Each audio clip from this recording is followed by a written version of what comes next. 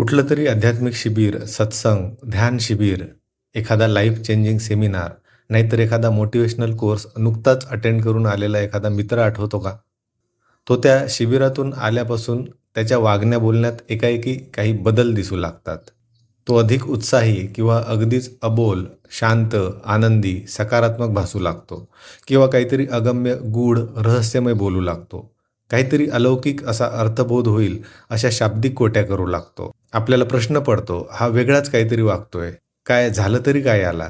Actually आपल्याला तसा प्रश्न पडावा आणि आपण त्याला त्याच्यातल्या ह्या परिवर्तनाविषयी चौकशी करावी, हीच त्याची इच्छा असते. आपण जर त्याला विचारलंच, की "बाबा रे, तू इतक्यात जरा बदलाबदलासा दिसतोय. कारण काय?" असं विचारताच त्याच्या डोळ्यात एक निराळीच चमक येते. चेहरा अगदी बेशरमच्या फुलासारखा खुलून जातो आणि मग तो सांगायला सुरुवात करतो. "अरे, मला जो अनुभव मिळालाय ना, तो शब्दात व्यक्त करता येणार नाही. पण तरी एवढंच सांगेन, की हा कोर्स, हे शिबिर किंवा हे सत्संग केलं तेव्हापासून माझं जीवनच बदलून गेलंय. तुला जर खरोखर जाणून घ्यायचं असेल तर तूही नाव नोंदव या शिबिरासाठी. मी खात्रीने सांगतो तुला आजपर्यंत असा अनुभव आला नाही हे तूच सांगशील." आता हे ऐकून तुमच्या मनातही कुतूहल जागृत होईल. मुळात हाच त्याचा हेतू आणि हीच त्याची अपेक्षा असते. किंवा तुम्ही मनातल्या मनात म्हणाल, "काय येड्यासारखं बरळतोय हा? काय झालं काय याला?" परंतु ही फेज दीर्घकाळ टिकत नाही. काही दिवसांनी, काही महिन्यांनी त्याचा तो उत्साह ओसरायला लागतो आणि तो परत पूर्ववत होऊ लागतो. बदललेला माणूस जैसे थे अवस्थेत येतो.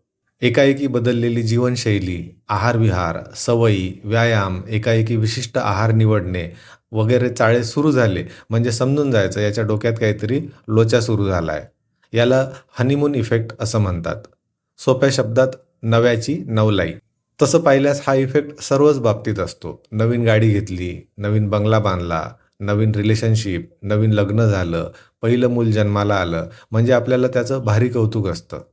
24 तास आपल्याला त्या गोष्टीचा ध्यास लागलेला असतो. विषय कोणताही असो, त्यात हे आपलं खुटं खूप असतात. असो, हा हनीमून इफेक्ट मात्र जेव्हा एखाद्या आध्यात्मिक शिबिराच्या बाबतीत असतो, तेव्हा हे जरा धोक्याचं असू शकतं. कारण या शिबिरांचा उद्देश असतो तुम्हाला कायमस्वरूपी त्यांचा अनुयायी बनवणे, जेणेकरून त्यांना त्यांचा कल्ट वाढवण्यासाठी अधिकाधिक माणसं आणि पैसा मिळत राहावा. तुमचा हनीमून इफेक्ट लवकर ओसरू नये किंवा तो दीर्घकाळ चालावा यासाठी ते एक विशिष्ट मॉडस ऑपरंडी म्हणजेच कार्यपद्धती वापरत असतात. जसे की एकापाठोपाठ अनेक शिबिर करण्यास प्रवृत्त करणे.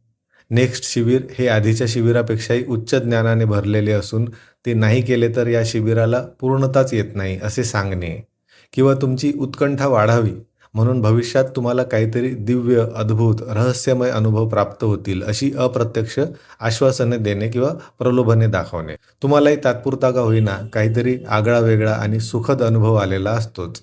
त्यामुळे तुम्ही एखाद्या सिन्सिअर स्टुडंटसारखे त्या सत्संगाशी वचनबद्ध होता आणि एखाद्या पतिव्रतेसारखी निष्ठा निभवायचा प्रयत्न करता. कोणत्याही शिबिरात दिलं जाणारं ज्ञान, साधना, ध्यानविधी हे कधीही कुणालाही कायमस्वरूपी ट्रान्सफॉर्म करू शकत नाही.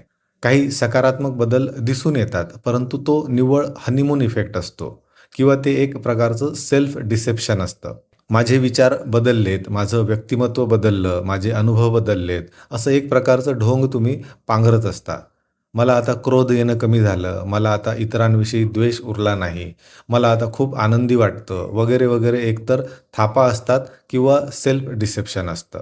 माणसाच्या स्वभावाचं, व्यक्तिमत्वाचं ट्रान्सफॉर्मेशन शक्य आहे, परंतु ते कोणतं ध्यान करून किंवा एखादा जप करून नाही, तर वैज्ञानिक दृष्टिकोन वाढवणारी, बुद्धीचा कस वाढवणारी पुस्तकं वाचून, अवतीभोवतीच्या जगाकडे डोळसपणे पाहून केवळ शक्य आहे.